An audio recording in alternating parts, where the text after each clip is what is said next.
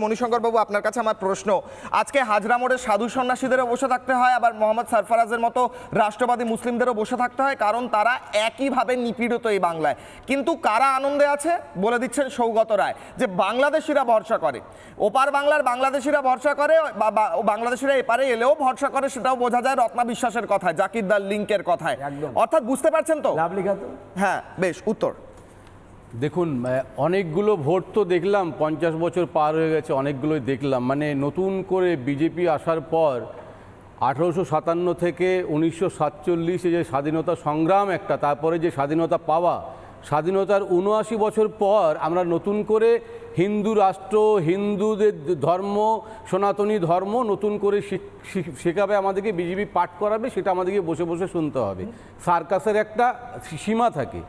এখন আমার কথা হচ্ছে যে তাহলে হিন্দু এই তো আমি বলছি যে সৌগত রায়ের কথাটা আপনি বললেন, তো কার কথার উত্তরে তিনি বলেছেন সেটাকেও টানতে হবে, যে তিনি কার কথার উত্তর দিতে গিয়ে কথাগুলো বলেছেন। আমি বলছি গিরিরাজ সিংহ, তিনি এখন কি, তিনি কোন অফেন্সে তিনি যুক্ত, সেটা আপনাকে বুঝতে হবে। ফলে আপনি দাঙ্গার কথাই যদি বলেন, দেখুন আপনার ভাবনার মধ্যে আছে, উনি হয়তো বলেছেন ভুল বা ঠিক, কিন্তু উনি বলেছেন বাংলাদেশের ভরসা করে। যখন দীপু দাসকে যখন হত্যা করা হচ্ছে, আমরা প্রতিবাদ করছি তিনি হিন্দু বলে, তারা হিন্দুর কথা বলছে না, এটা আপনি কি করে বুঝলেন? 2002 সালে মমতা ব্যানার্জি গুজরাটে দাঙ্গা, আরে ভাই শোনো না, চুপ করে, কদিন বিজেপি করছে? 2002 সালে গুজরাট দাঙ্গাতে যখন কুতুবউদ্দিনকে আমরা শেল্টার দিলাম, তিনি একজন গার্মেন্ট ফ্যাক্টরির ওয়ার্কার ছিলেন, তখন সবাই আশীর্বাদ করেছিলেন, তিনি যে মুসলিম ছিল, তাকে তো এখানে আশ্রয় দেওয়া হয়েছিল।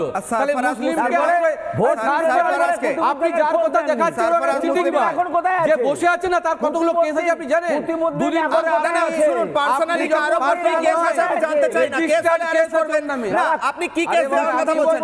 আপনারা তো খুনের মামলা দিয়েছেন, যার কাছে তার নামে কত কেস আছে আপনি একবার দেখে নেবেন। তাকে আপনারা টিভি দেখাচ্ছেন তো, এর আগেও আপনারা মমতা বন্দ্যোপাধ্যায় এনাদের উপর খুনের মামলা দিয়েছে, সেই মামলাগুলোর কথা বলছেন। একজন ডাক্তারকে শুনুন, আর একজন বারবার ডাক্তারকে দেখাচ্ছিলেন, তিনি নাকি সন্দীপ ঘোষের নামে অনেক কমপ্লেন করেছে, পরবর্তীকালে তিনি চার্জশিটেড হয়েছিলেন। আপনাদের শুনুন, আমি একটা কথা বলি, আমরা সবাই ভিজুয়ালস দেখেছি, লাইভে দেখেছি, কেউ কাউকে খুন করতে চায়নি, মিথ্যে মামলা দিয়েছেন।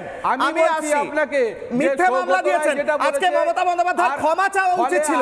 এই সাধু সন্ন্যাসীরা রাস্তায় বসে রয়েছেন, আপনার দেখে ভালো লাগছে? আমি আপনাকে বলবো একটা কথাই শেষ করব আমি, যে নরেন্দ্রনাথ দত্ত, যাকে আমরা বিবেকানন্দ বলি বা ডাকনাম বিলে বলি, আমি কিছুদিন নটিবিনোদনী করার সুবাদে অনেকগুলো আমি রামকৃষ্ণের কথা আমি শুনেছি, জানি। তিনি বলেছেন, যখন আমি শেষ করবো কিশোর, রামকৃষ্ণের কথা শুনতে ভালো লাগবে না? আমি বলিনি তো, সেটা তো শুনে তখন যখন নরেন দত্ত বলছে, বিলে যখন বলছে ঠাকুর যাত্রাপালা খুব ভালোবাসতেন, তিনি যখন বলছেন সেই যাত্রাপালা নাটক কেন দেখতে যাবে, ওখানে ছোট লোকরা নাটক করে, তখন তিনি বলেছিলেন যে অনেক খারাপ কথা বললেও কিছু ভালো কথা বলবে, ভালো কথাটাকে নিবি, খারাপ কথাটাকে ছুঁড়ে ফেলে দিবি। যখন এই সৌগত রায় অনেকগুলো কথা বলছেন গিরিরাজ সম্পর্কে, আর কি কি কথা বলেছেন সেই কথাগুলো আপনারা বলবেন না। মমতা ব্যানার্জি পশ্চিমবঙ্গে কি কি কথা বলেছে আর কোনো কথা বলার আমার প্রয়োজন নেই। যেখানে সৌগত রায় বলছেন মমতা বন্দ্যোপাধ্যায়কে বাংলাদেশিরা ভরসা করে, আমি তার আগে পরে কিছু শোনা দরকার নেই। আমি কাজীদার কাছে যাব। দাদু পুরোহিত ছিলেন, কাজীদার কাছে আপনার দাদু পুরোহিত ছিল, উনি হয়তো চাইছেন আজকে আপনি যে স্ট্যান্ড নিচ্ছেন এটা না নেন। আপনি আপনার দাদু হয়তো পুরোহিত ছিলেন স্যার, উনি হয়তো আজকে চাইছেন যে আপনি এই স্ট্যান্ডটা না নিন, যে সাধু সন্ন্যাসীরা রাস্তায় বসে রয়েছে, আপনি সেটা নিন্দা করতে পারছেন না যে মমতা বন্দ্যোপাধ্যায় কেন ক্ষমা চাইছেন না। আমি যাব, হ্যাঁ আপনি ডিসাইড করে দেবেন, আপনি ডিসাইড করে দেবেন।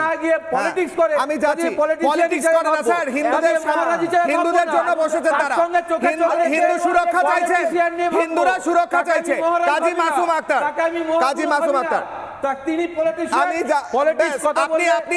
আপনি কাকে পলিটিশিয়ান ডিসাইড করে দেবেন এর উপর নির্ভর করবে না। নানা ধরনের কন্টেন্ট দেখার জন্য লাইক করুন, শেয়ার করুন আমাদের ফেসবুক পেজ, সাবস্ক্রাইব করুন আমাদের ইউটিউব চ্যানেল। পাশাপাশি অন্যান্য ব্রেকিং নিউজের জন্য অবশ্যই চোখ রাখুন রিপাবলিক বাংলায়।